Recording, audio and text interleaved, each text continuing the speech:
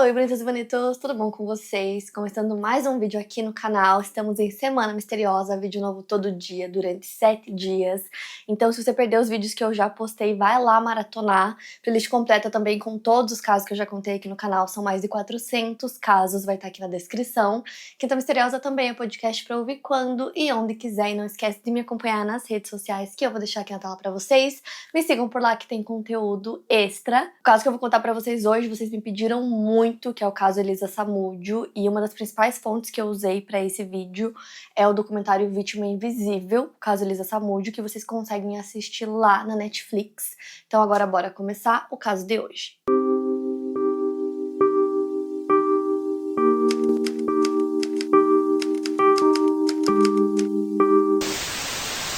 Elisa Silva Samúdio nasceu no dia 22 de fevereiro de 1995, na cidade de Foz do Iguaçu, que faz fronteira tanto com o Paraguai quanto com a Argentina. Elisa era filha única de Luiz Carlos Samúdio e Sônia Fátima Silva Moura, e foi fruto de um curto relacionamento entre eles. Segundo Luiz Carlos, ele e Sônia não tinham um relacionamento formal na época em que Sônia engravidou e acabaram vivendo por um curto período de tempo juntos. O relacionamento acabou quando a Sônia foi para o Rio de Janeiro e deixou a pequena Elisa aos cuidados do pai. A Sônia, por sua vez, relata que saiu fugindo para a capital carioca porque estava em um relacionamento conturbado de idas e vindas e de violência. Ela relata ao documentário que ela quis buscar a filha para morar com ela, mas Luiz teria dito que a Sônia não levaria a filha inteira, fazendo com que ela preferisse que a Elisa ficasse com o pai. Eventualmente, a Sônia se muda para a capital do estado do Mato Grosso do Sul, Campo Grande, onde se casaria posteriormente. A Elisa morava com o pai e com a avó paterna em uma comunidade humilde da cidade de Foz do Iguaçu. A Cuca Samúdio, irmã do Luiz Carlos e tia da Elisa, relata que a Elisa recebeu o mesmo nome da sua tataravó, bisavó de seu pai.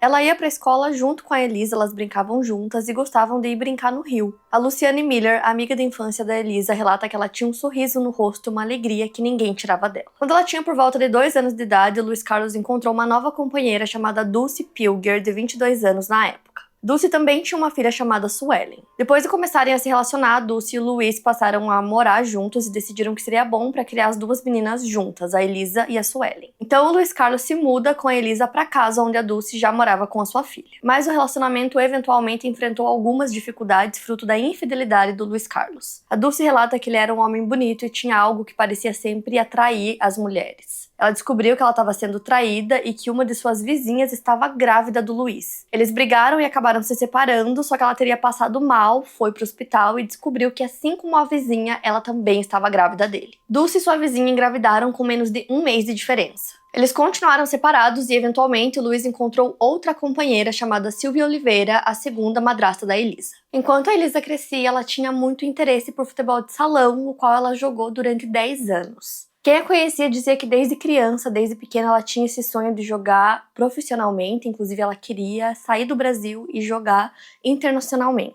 Carla Boy é uma amiga de infância da Elisa, elas jogaram juntas no time de Foz do Iguaçu e ela disse que a Elisa não tinha medo de defender as bolas, ela era uma goleira excelente. A Luciane Miller relata no documentário que a Elisa teve uma infância difícil e ela tinha dentro dela um sentimento de rejeição, faltava amor pra ela, então ela tinha vontade de fugir. Então, aos 20 anos de idade, em 1985, a Elisa decide fugir para São Paulo para tentar uma oportunidade melhor na vida dela, para tentar seguir carreira no esporte.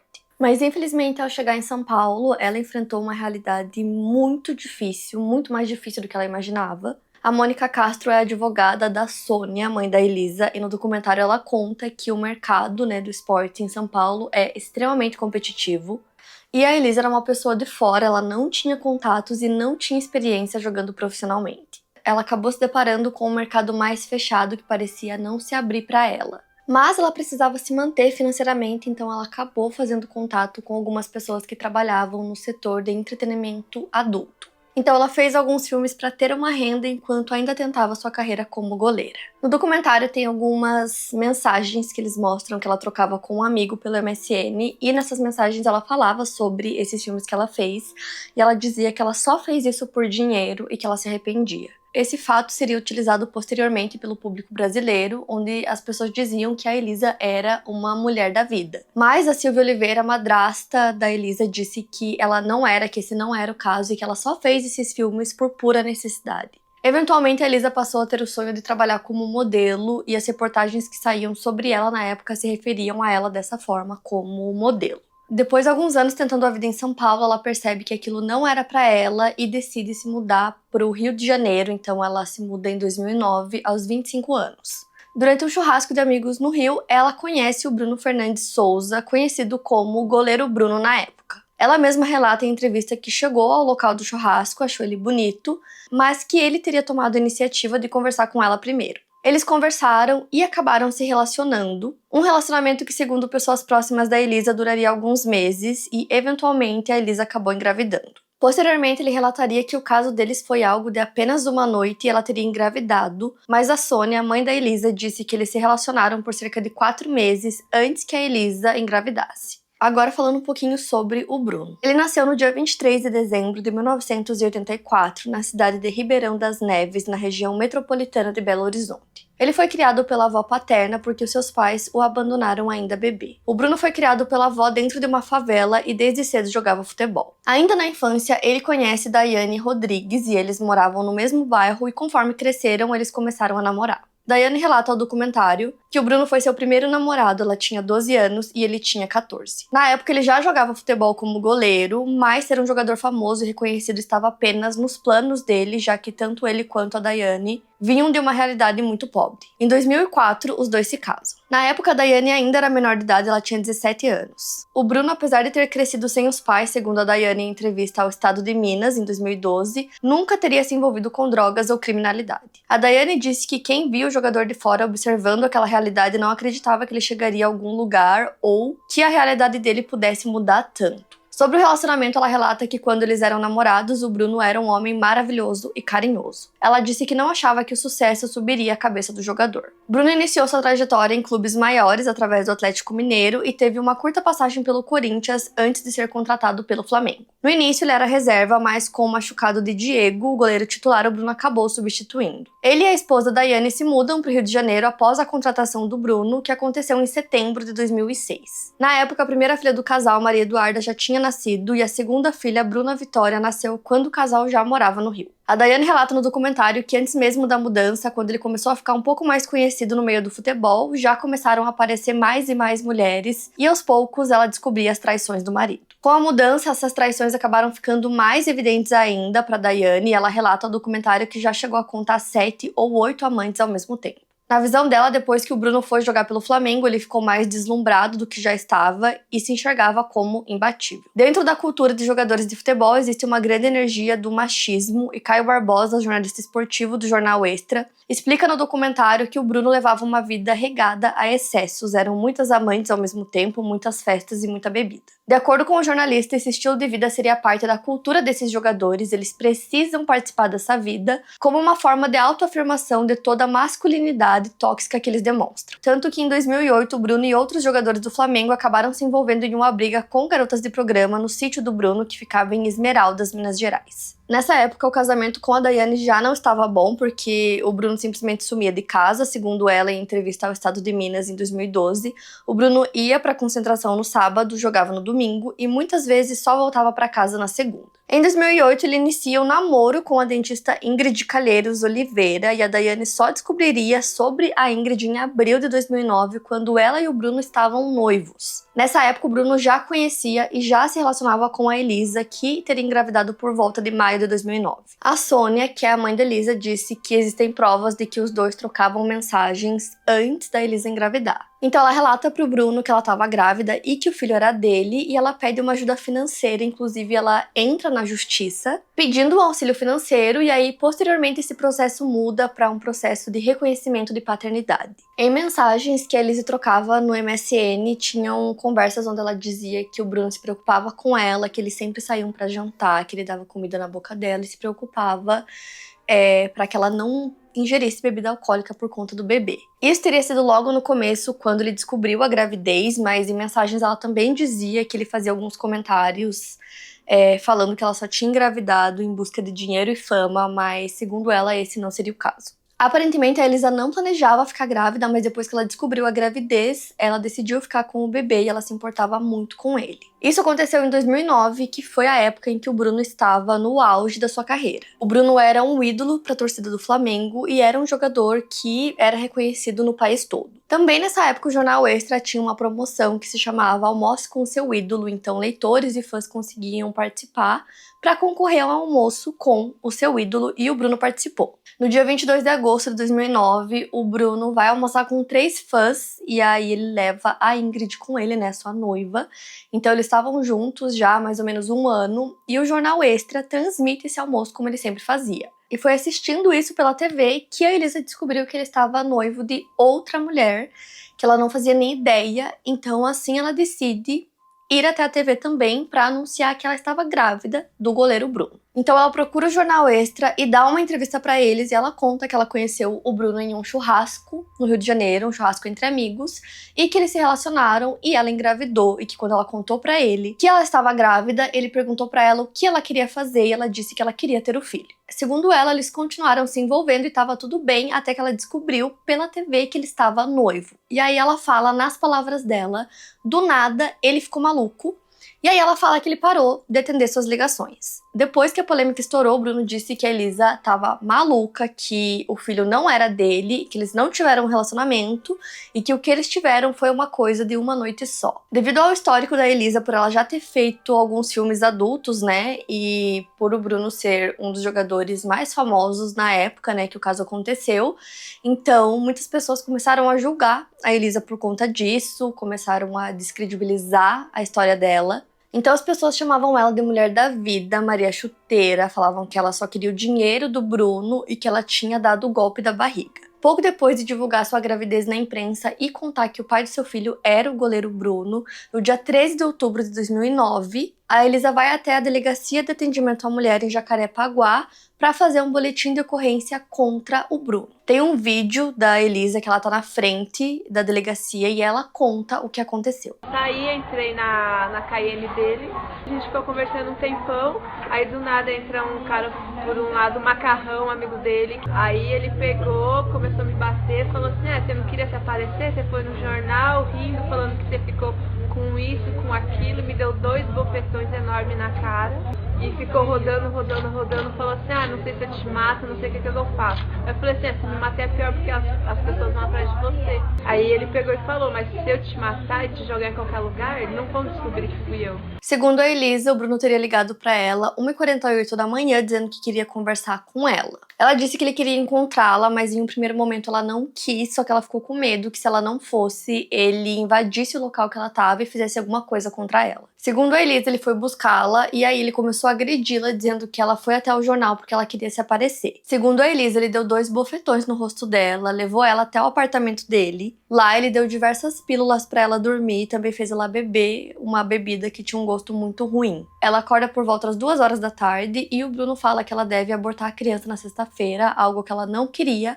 mas concorda por medo. Logo em seguida, ela fala que ela foi ameaçada, que se ela fosse até a polícia e relatasse o que aconteceu, o Bruno disse que mataria ela e toda a sua família e as amigas dela também, porque ele sabia onde encontrá-las. Ela também relata que tinha uma arma no apartamento que foi apontada para sua cabeça, enquanto o Bruno dizia que ela não teria aquele filho porque ele não queria. Então ela realiza uma queixa de sequestro e agressão contra ele porque ela foi mantida em cárcere privado, enquanto era agredida e ameaçada de morte e ouvia ordens sobre realizar um aborto. Ela fez exame de corpo de delito que confirmou as agressões e uma coleta de urina na época teria confirmado que havia um grupamento de substâncias abortivas em sua urina, mas esse resultado só seria divulgado à imprensa depois do seu desaparecimento, segundo notícia do jornal O Globo do Rio. O objetivo da Elisa era que o Bruno fosse preso pelo que ele fez para ela, mas isso não aconteceu. Mais uma vez, ela foi julgada e taxada de diversas coisas pejorativas pelo público em geral. O Bruno tinha muitos fãs e as pessoas pareciam defendê-lo com unhas e dentes, acreditando que a ameaça era a Elisa e alegavam que ela estava mentindo.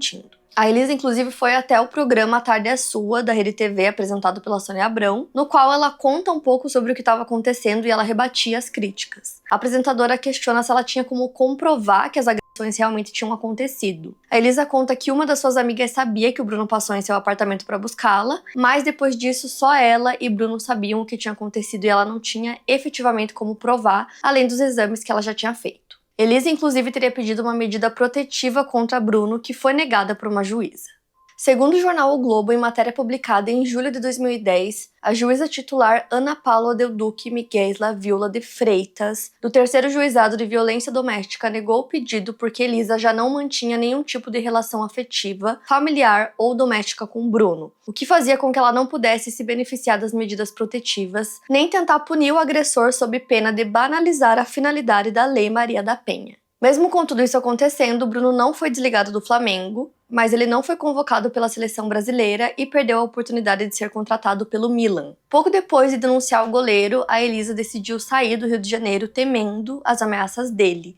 Então ela queria que as pessoas soubessem e acreditassem que ela estava indo para Foz do Iguaçu ficar com a sua família, mas na verdade ela foi para São Paulo ficar na casa de uma amiga. Em novembro de 2009, o programa Tarde é Sua acompanhou a Elisa quando ela foi fazer alguns exames médicos de acompanhamento da sua gravidez. Durante o programa, o médico fala que o bebê estava super bem e saudável e que a data prevista para o parto era 10 de fevereiro do ano seguinte. A Elisa estava grávida de um menino e, ao ser questionada qual o nome ela teria escolhido para o seu filho, ela disse que ele se chamaria Bruno. Em dezembro de 2009, o Bruno comemorou o hexacampeonato do Flamengo no Brasileirão. Em entrevista, ele disse que tudo poderia ser tirado dele, mas aquele título não tinha como tirar. Mas aí, depois disso, o goleiro teria entrado em uma má fase e muitos atribuíram isso por conta do que estava acontecendo em sua vida pessoal. O filho da Elisa, o Bruno Samúdio, nasceu na data prevista, no dia 10 de fevereiro, e o seu apelido era Bruninho. E uma coisa muito interessante é que desde que ele nasceu, a Elisa dizia pra todo mundo que o filho seria goleiro, assim como ela dizia que ele seria o melhor goleiro, que ele seria o top dos top. A mãe dela fala isso também no documentário. E ele é goleiro, né? O filho dela hoje é goleiro profissionalmente, inclusive ele assinou o contrato com um time recentemente no dia do aniversário da mãe dele. No documentário, a Sônia conta que a Elisa cuidava muito bem do filho, que podia faltar qualquer coisa para ela, mas nunca pro filho, que ele sempre estava muito bem cuidado, bem alimentado, sempre limpinho, que tudo pro filho era na hora. Ela realmente se dedicava integralmente ao filho e ela queria que o Bruno reconhecesse a paternidade e que tivesse certa convivência com a criança. Ela também queria uma ajuda financeira para poder cuidar melhor do seu filho. As amigas da Elisa contam que elas aconselhavam a Elisa a se afastar do Bruno, mas a Elisa falava para elas que ele batia nela porque a amava. Ela relatava para as amigas que apanhava e que ele ligava para ela diversas vezes de madrugada para ameaçá-la. A Sônia, mãe da Elisa, conta que a filha viveu um relacionamento muito parecido com o qual ela viveu com o pai da Elisa, mas a diferença era que ela fugiu e que a Elisa ficou e enfrentou. Em meio a tudo isso, o documentário mostra uma declaração polêmica que o goleiro Bruno deu em uma entrevista, quando ele comentava uma polêmica que aconteceu entre o jogador Adriano do Flamengo e a esposa dele, Joana Machado. O Adriano era noivo da Joana e ele foi a um baile funk no Complexo do Alemão, após se tornar de Londres com a seleção brasileira de futebol. A Joana não ficou satisfeita e foi ao local onde discutiu com o Adriano. Ela teria jogado pedras no carro dele, que a empurrou, fazendo com que ela caísse no chão. Então, em uma entrevista, na véspera do Dia Internacional da Mulher, o Bruno comentou sobre isso e perguntou aos jornalistas quem dali que era casado e nunca brigou, discutiu com a esposa ou até mesmo saiu na mão com uma mulher, tratando como se não fosse nada demais agredir uma mulher. Em maio de 2010, a Elisa continuava em São Paulo cuidando do seu filho Bruninho e ainda temia as ameaças de Bruno. Ele tentou descobrir onde ela estava através de suas amigas, até que ele finalmente conseguiu contato com a Elisa. Ele pede uma nova chance, ele pede para ela ir morar no Rio de Janeiro. Ele disse que daria um apartamento para ela morar, que ele pagaria a pensão alimentícia. E ele também disse que queria fazer um teste de DNA para comprovar que o Bruninho realmente era seu filho. A mãe da Elisa conta que ela acreditou em tudo isso, que ela realmente queria viver em harmonia com o Bruno, ela queria que ele participasse da vida do filho, então ela achou que seria uma boa ideia ela ir morar no Rio de Janeiro e fazer tudo isso que ele tinha dito. Ela conta que a filha pretendia fazer supletivo e quem sabe até cursar o ensino superior, que ela queria apenas viver em paz, cuidando do seu filho e conviver em harmonia com o Bruno. Quando isso aconteceu, o Bruninho tinha entre 2 a 3 meses de vida, então ele ainda era bem pequenininho. A Elisa estava ali em um momento de fragilidade emocional e ela realmente queria que tudo isso desse certo e ela queria que o Bruno participasse da vida do filho. Então, no início de junho, ela vai para o Rio de Janeiro com o Bruninho e fica hospedada em um hotel. No dia 4, o Luiz Henrique Ferreira Romão, que é mais conhecido pelo apelido Macarrão, que inclusive era o melhor amigo de infância do Bruno, então ele busca a Elisa e o Bruninho e leva eles para um sítio que o Bruno tinha em Esmeraldas, Minas Gerais. Então, isso foi no dia 4. No dia 10, ela desaparece. O último contato que ela fez com os seus pais foi no dia 4 de junho, então foi através da internet, e alguns dias depois ela teria conversado com algumas amigas. A investigação do desaparecimento da Elisa começaria apenas 2 semanas depois. A investigação começaria a partir de denúncias recebidas pela polícia de Minas Gerais de que o goleiro Bruno teria agredido a Elisa em seu sítio antes dela desaparecer e que o filho deles, de apenas 4 meses, estaria sob o poder de funcionários do sítio. A delegada inicial do caso foi a Alessandra Wilke. A partir dessas denúncias, 2 delegadas de polícia buscaram a juíza Marisha Rodrigues para relatar o desaparecimento de um bebê e sua mãe. A juíza concedeu um pedido de busca e apreensão no sítio do Bruno no dia 24 de junho. E aí, lá no sítio, uma autoridade policial localizou uma mala que estava queimada, e dentro da mala tinham diversos itens de bebê, como roupinhas e fraldas, e também alguns itens de mulher. Quando as amigas da Elisa descobrem que ela estava desaparecida, elas entram em contato com o Luiz, pai da Elisa, e falam para ele sobre as suspeitas que elas tinham em relação ao Bruno, porque elas já tinham falado para Elisa para ela ficar longe dele. Então o pai da Elisa, Luiz Carlos Samúdio, faz um apelo na Record no programa do Datena. Então ele pedia ajuda, dizendo que ele achava que pessoas ligadas ao goleiro Bruno sabiam o que tinha acontecido, tinham informações sobre a sua filha. Então ele pedia que essas pessoas saíssem do anonimato e denunciassem. A polícia recebeu denúncias que a ex-mulher do Bruno, Daiane Rodrigues, teria ajudado a esconder o bebê. Ela foi encaminhada para a delegacia, onde foi questionada sobre o paradeiro do bebê da Elisa. A Daiane relata no documentário que, em um primeiro momento, ela negou tudo, disse que não sabia, que não fazia ideia do que tinha acontecido, mas que aí a delegada relata para ela que o bebê poderia estar correndo risco de vida, assim como a Elisa, e aí ela ficou com medo e decidiu contar. E aí ela admite que ela teria entregado o Bruninho para um amigo do Bruno na BR-040. A Dani teria pedido para que esse amigo levasse a criança para um lugar seguro, então ele teria levado a criança para a casa de um outro amigo que ficava no bairro Liberdade, em Belo Horizonte. Assim que a Daiane admitiu que ela teria entregue Bruninho a um desconhecido, ela foi autuada pelo crime de subtração de incapaz. No dia 26 de junho, o Bruninho foi localizado e ele estava sendo cuidado por uma pessoa que não fazia ideia da origem da criança. Bruninho é levado de volta para a delegacia e os pais da Elisa recebem a notícia por volta da meia-noite e imediatamente eles pegam um voo, vão para Belo Horizonte buscar a criança e levam ela de volta com eles para Foz do Iguaçu. O pai da Elisa teria ficado com a criança, então a Sônia, a mãe da Elisa, entra com uma ação pedindo pela guarda do neto.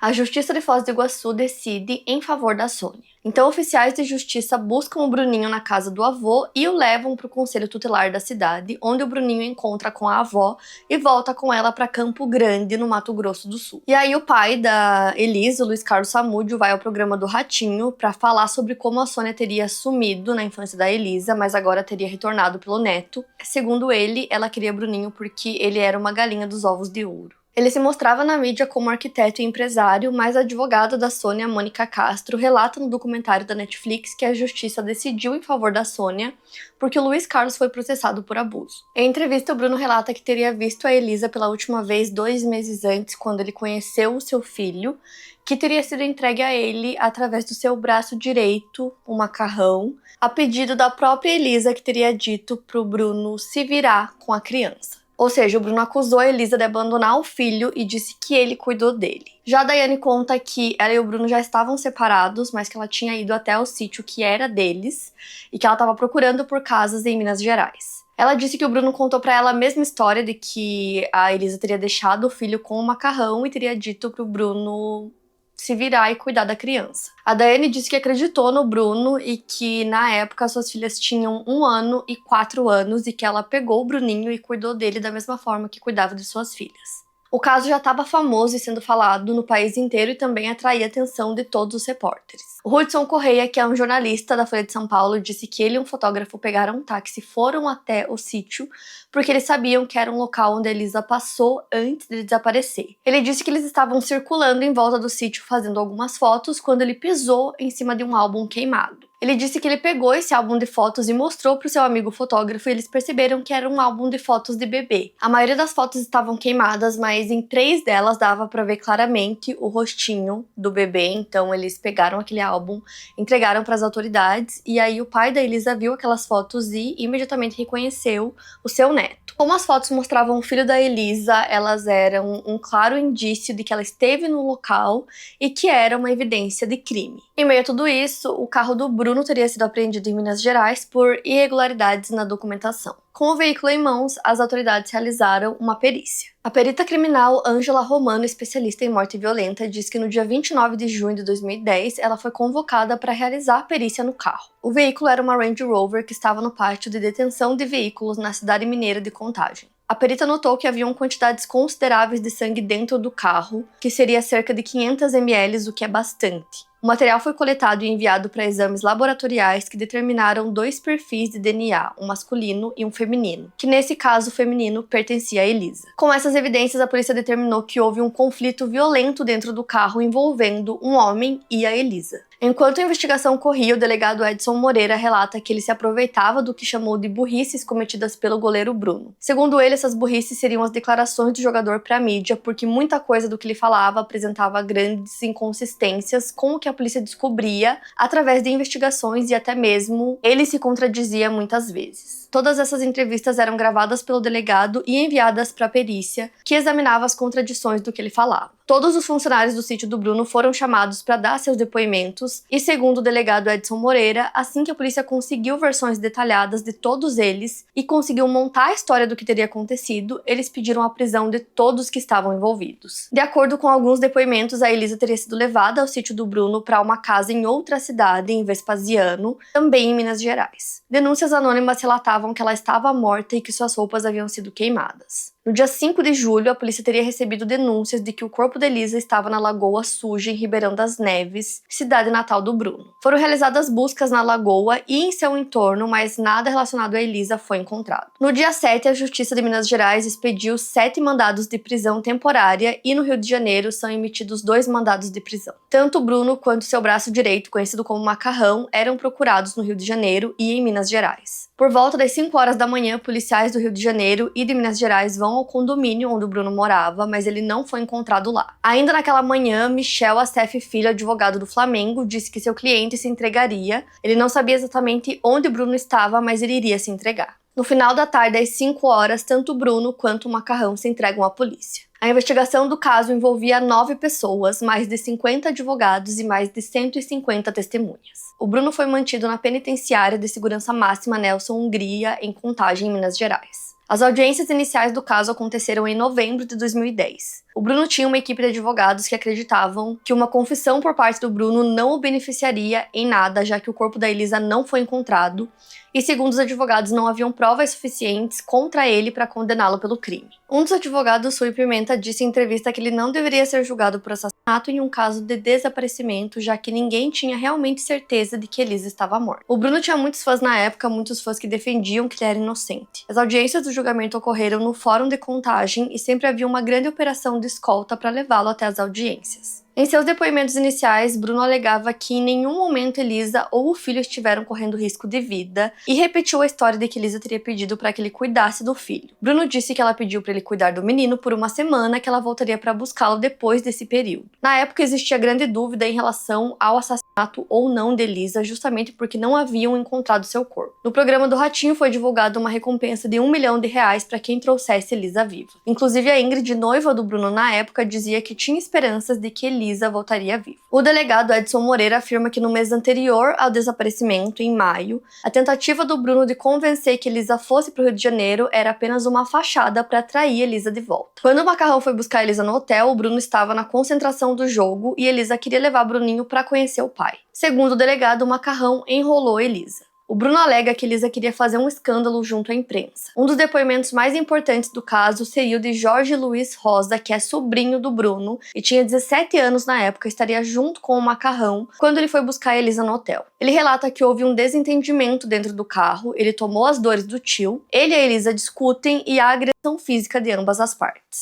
Algumas horas antes dele depor, um dos seus tios dá uma entrevista à Rádio Tupi, onde revela diversas informações sobre o que Jorge teria relatado para ele, contando sobre a sua participação no crime. Jorge teria dado uma coronhada em Elisa sem que ela percebesse, porque, segundo a perita Ângela Romano, pelo que foi descoberto dentro da Range Rover, o Jorge estaria no porta-malas e, em dado momento, ele abriu a cortina e apontou uma arma para ela. Eles entram em embate físico e ambos se agridem. Elisa teria sangrado por conta da coronhada que levou, justificando seu sangue dentro do veículo. Ela foi completamente dominada e levada para uma casa do Bruno no Recreio dos Bandeirantes, onde ela teria ficado em cativeiro. Quando Macarrão e Jorge chegaram lá com Elisa e o bebê, eles chamaram Fernanda Salles, a outra namorada do Bruno, para ir até o local. Ela alega que Macarrão a chamou pedindo ajuda, mas não especificou o que ele precisava, e quando ela chegou na casa, ele teria entregado o Bruninho para ele poder conversar com a Elisa. O sequestro da Elisa teria acontecido no próprio dia 4 de junho. No dia seguinte, o Flamengo tinha uma partida contra o Goiás no Maracanã e o Flamengo perdeu esse jogo. Muitos acreditam que o Bruno estaria nervoso sabendo o que estava acontecendo com Elisa. Segundo seu depoimento, Bruno alega que a Elisa teria conversado com o Macarrão sobre um acordo financeiro. No início ela queria R$ 1.500, mas depois das ameaças de Bruno,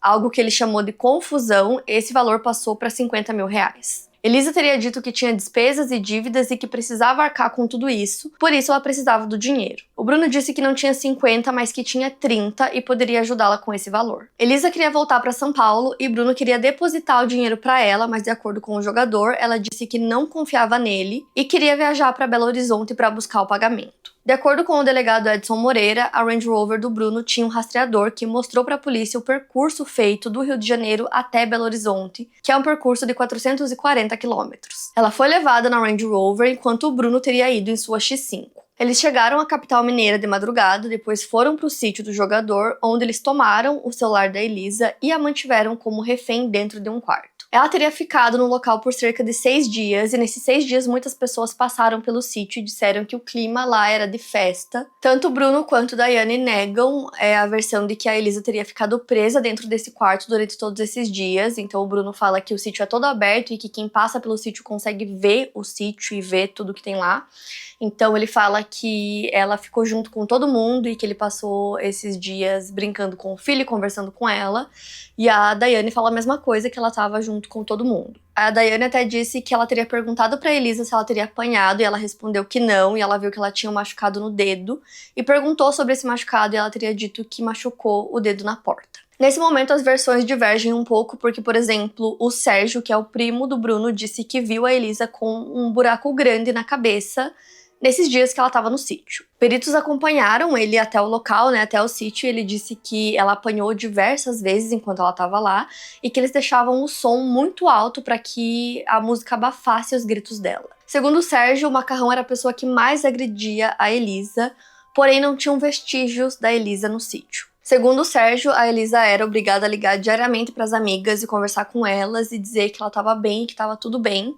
Ele disse que a última ligação que ela teria feito para as amigas teria acontecido no dia 9. Ele disse que nesse dia o Bruno e o Macarrão combinaram que ela seria morta no dia seguinte. Segundo o Bruno, nas audiências finais do seu julgamento, no dia que a Elisa desapareceu, ela teria saído do sítio por volta das 6 horas da tarde, acompanhada pelo Macarrão e pelo Jorge. Ele disse que já tinha combinado com ela que pagaria os 30 mil e ele acreditava que ela estava indo para São Paulo. A Daiane relata que ela não viu a Elisa saindo do sítio com malas nem nada do tipo. Segundo o delegado Edson Moreira, eles falaram para Elisa que ela seria levada para o apartamento onde ela iria morar, mas na verdade ela foi levada para a casa do Marcos Aparecido dos Santos, que tinha o apelido de Bola em Vespasiano. O Bola era um ex-policial civil. O Sérgio Rosa Salles, que é primo do Bruno, teria relatado que o Jorge falou pra ele que ele e o Macarrão teriam levado a Elisa pra morrer. Ele disse que o Bola teria guiado os dois, então ele estava em uma moto e eles seguiam com o carro atrás até a casa dele. Ele disse que os homens entraram na casa com a Elisa e que o Bruninho foi deixado dentro do carro no bebê conforto e aí colocaram ela dentro de um quarto na casa. Nesse cômodo tinha uma cadeira e uma corda e ela foi colocada nessa cadeira e ela disse que não aguentava mais apanhar. Nesse momento ela é amarrada e o Bola fala pra ela que ela não vai apanhar e sim morrer. Nesse momento ela teria sido asfixiada até a morte. O Jorge, menor de idade na época, estava vendo toda a cena e, segundo o delegado Edson Moreira, seria algo, obviamente, muito traumático. Ele disse que morte por asfixia é muito, uma coisa muito feia de se ver, então ele teria ficado apavorado. Durante a investigação, a polícia levou o Jorge novamente até a casa do Bola para que ele mostrasse para a polícia onde tudo teria acontecido. E um policial que escoltava ele até o local disse que conforme eles iam se aproximando, ele foi ficando extremamente nervoso e ele tremia muito. Ele não queria entrar na casa de jeito nenhum e ele tinha muito medo do Bola. Ele alegou também que ele teria sido chamado pelo Macarrão apenas para dar um susto na Elisa e que ele não sabia que ela seria morta. Segundo o Jorge, depois que ela morreu, seu corpo teria sido esquartejado e o Bola teria jogado algumas partes para os cachorros e colocado outras partes na massa de cimento que era usada para fazer as paredes da casa. Quando a polícia foi até o local, até essa casa do Bola com o Jorge, ele conseguiu ver que a polícia estava chegando através das câmeras que ele tinha, então ele fugiu. Posteriormente, ele foi preso e acusado do estrangulamento da Elisa Samúdio. E aí é feita uma busca na casa do Bola com base nas afirmações dadas pelo Jorge. A perita criminal Ângela Romano disse que diversos recursos foram utilizados na residência, todos os que estavam ao alcance da polícia na época para tentar encontrar algo relacionado a Elisa, mas nada foi encontrado. Algo que a perita tem certeza que não aconteceu foi a alegação de que os cães teriam sido alimentados com partes do corpo da Elisa, porque isso com certeza deixaria vestígios de sangue no local que não foram encontrados. A versão relatada por Jorge sobre Elisa ter sido estrangulada foi uma das mais fortes e foi levada como a forma que Elisa teria sido realmente morta. Mas ao longo dos anos, o Jorge teria dado diferentes versões para o que teria acontecido. Então ele vai e volta em suas versões, acrescentando e tirando detalhes. A Daiane relatou que quando ela voltou ao sítio no dia 10, ela encontrou o Bruno e o Sérgio no local e que a Elisa não estava lá. Alguns minutos depois, Macarrão e Jorge chegam com o Bruninho, mas Elisa não estava com eles. Nesse momento, o Bruno pede que a ex-esposa cuide de Bruninho e Daiane disse que ele estava molhado e com fome. Ela disse que pegou a criança e cuidou dele. Posteriormente, ela escreveria uma carta onde alegava que a intenção inicial do Macarrão era matar Elisa e Bruninho. Até hoje não se sabe o que aconteceu com o corpo da Elisa, a polícia recebia diversas denúncias anônimas relacionadas a cemitérios clandestinos, pessoas dizendo que o corpo teria sido colocado direto na terra e coberto com cal. A polícia vasculhava os locais que eram denunciados, mas nada nunca foi encontrado. A juíza Marisha Rodrigues, que julgou os réus desse caso, disse ao documentário que mesmo sem o corpo de Elisa, a materialidade desse crime pode ser comprovada a partir das provas técnicas coletadas durante a investigação, que mostravam que Elisa havia sido brutalmente assassinada. Mesmo que o corpo não tenha sido encontrado, Elisa possui uma certidão de óbito que afirma que a causa de sua morte foi asfixia e diz que seu corpo não foi sepultado porque houve ocultação de cadáver. Cerca de 1 ano e 8 meses após a prisão dos envolvidos, a defesa do Bruno resolveu mudar de estratégia. Ele não alegaria mais que não tinha envolvimento e passaria a tentar colocar toda a culpa em Macarrão, alegando que não sabia o que iria acontecer com Elisa e que não era para ter chegado nesse ponto tão grave. O Sérgio Rosa Salles, primo do Bruno, recebeu liberdade provisória em 2011 e no ano seguinte foi morto a tiros na capital mineira. A amizade entre Bruno e Macarrão vinha desde a infância, então eles se conheceram em Ribeirão das Neves, jogavam bola juntos desde pequenos. O Macarrão sempre esteve ao lado do Bruno, realmente era o seu braço direito, para vocês terem ideia. Ele até teria uma tatuagem escrito Bruno e Maca, amor eterno. Mas aparentemente tudo que estava acontecendo teria abalado esse relacionamento entre os dois, e pouco mais de 2 anos e 4 meses após a prisão, o Macarrão disse que queria falar e contar sua versão. Segundo ele, Bruno queria que Elisa o deixasse em paz porque sabia que isso daria ruim em algum momento e ele não queria ter participação quando isso acontecesse. Em seu depoimento, o Macarrão apontou Bruno como o mandante do assassinato da Elisa. Ele alegou que levou Elisa até um local onde ela teria saído da Range Rover e entrado em outro veículo, e nesse momento o Macarrão teria pressentido que ela seria morta. A justiça considerou essa alegação de Macarrão como uma confissão, fazendo com que sua pena fosse reduzida de 20 para 12 anos. Esse depoimento do Macarrão seria usado também como prova durante o julgamento do Bruno. Macarrão foi condenado em 2012 a um total de 15 anos de prisão, sendo 12 por homicídio triplamente qualificado e 3 pelo sequestro de Elisa e do bebê Bruninho. Em 2018, ele passou a cumprir regime aberto, 6 anos depois de sua condenação. A Fernanda Gomes de Castro, amante do Bruninho, foi condenada em 2012 a 5 anos em regime aberto pelos crimes de sequestro e cárcere privado de Elisa e Bruninho. Em setembro de 2017, ela teve a pena reduzida para 3 anos em regime aberto. Na época, o crime de cárcere privado já tinha prescrito. Em março de 2013, durante as audiências finais do julgamento do Bruno, sua defesa novamente mudou de estratégia depois das alegações de Macarrão, e dessa vez eles trabalharam com a estratégia de confissão. O Bruno disse que questionou o Jorge sobre o que havia acontecido com Elisa, onde ela estava, e o jovem teria dito para ele perguntar para o Macarrão. Bruno perguntou e Macarrão revelou que Elisa teria sido morta. Bruno alega que teria se desesperado e chorado perguntando o porquê tinham feito isso, que não havia necessidade de matar Elisa. Bruno alegou que não mandou que Elisa fosse executada e não sabia que isso tinha acontecido até depois de acontecer, mas admitiu quando confrontado que se beneficiou com a morte dela. Ele negou ser o mandante, mas disse que aceitou o crime. No dia 8 de março de 2013, Bruno foi condenado a 22 anos e 3 meses de reclusão pelos crimes de homicídio triplamente qualificado, sequestro e ocultação de cadáver. Ainda em 2013, Daiane foi absolvida dos crimes de sequestro e cárcere privado de Bruninho Samúdio. Em 2017, Bruno teve sua pena reduzida e 2 anos depois, em 2019, passou a cumprir regime semiaberto. Bruno obteve sua liberdade condicional em janeiro de 2023. Mesmo em 2017, ele conseguiu um habeas corpus e foi contratado pelo time Boa Esporte Clube de Varginha, Minas Gerais. Logo após anunciarem a contratação, o time perdeu todos os seus patrocinadores. O Bruno se aposentou de sua carreira no futebol, mas antes ele teria feito curtas passagens por times menores depois que saiu do Boa Esporte. Enquanto ainda estava preso, ele se casou com a Ingrid. No mesmo ano da condenação do Bruno, o Bola Marcos Aparecido dos Santos foi condenado a 19 anos de prisão pelo crime de homicídio e a 3 anos por ocultação de cadáver. No início de julho de 2024, ele voltou a ser preso por conta de outro assassinato que aconteceu em 2009. O Jorge Luiz Rosa, sobrinho do Bruno, que era menor de idade na época do crime, acabou falecendo em 2002 no Rio de Janeiro, 2 semanas depois de ser liberado. A mãe da Elisa, Sônia, acredita que não houve justiça pela morte da sua filha. Para ela, o julgamento foi muito doloroso e ela disse que sabe que o Bruno não falou tudo o que ele sabe. Ela disse que não entende qual é o medo dele em revelar tudo o que ele sabe. Como eu falei para vocês, o Bruninho, filho da Elisa, foi criado pela Sônia e o marido dela em Campo Grande. E ela disse que ele sempre quis ser goleiro e que ela não falava sobre o fato da Elisa ter sido goleira e do Bruno ter sido goleiro e que era uma coisa que ele desde criança sempre disse que era o sonho dele. A paternidade do Bruninho só foi reconhecida no dia 12 de julho de 2012, após uma sentença publicada pela Justiça do Rio de Janeiro, mesmo que não tenha acontecido o exame de DNA. Apesar disso, a Sônia disse que não recebeu a ajuda financeira do goleiro Bruno na criação do Bruninho. Segundo ela, hoje ele sabe tudo o que aconteceu com a sua mãe, sabe que ela foi morta, sabe toda a história e que ele não tem interesse em conhecer o Bruno. Ela disse que o Bruno também nunca fez questão de tentar se aproximar. E como eu já citei pra vocês, ele assinou um contrato no dia do aniversário da mãe dele. Então, ele é goleiro e provavelmente vai jogar, né, agora profissionalmente. O caso da Elisa Samúdio teria promovido algumas alterações na Lei Maria da Penha e ajudou na formatação do que conhecemos hoje como a Lei do Feminicídio. Esse é um caso que vocês me pediam muito, então finalmente eu trouxe aqui pro canal.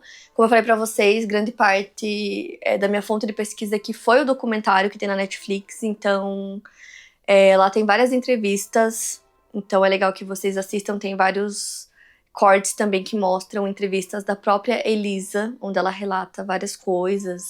Enfim, vocês vão conseguir ter uma visão também um pouco melhor se vocês assistirem ao documentário, então eu aconselho que vocês assistam. E é isso, gente. Estamos em Semana Misteriosa, então essa semana já entrou vários vídeos aqui, vários casos pra vocês aqui no canal, né?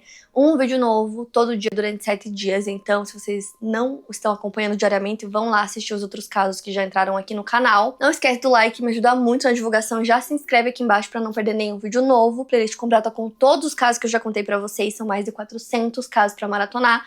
Vai estar aqui na descrição. Quinta Misteriosa também é podcast pra ouvir quando e onde quiser. E não esquece de me acompanhar nas redes sociais, que eu vou deixar aqui na tela pra vocês. Me acompanhem por lá. Como vocês podem ver, hoje eu tô super temática, usando até uma camiseta do Quinta, lá da minha marca. Então o site da minha marca vai estar aqui na descrição pra vocês também. E é isso, eu vejo vocês amanhã.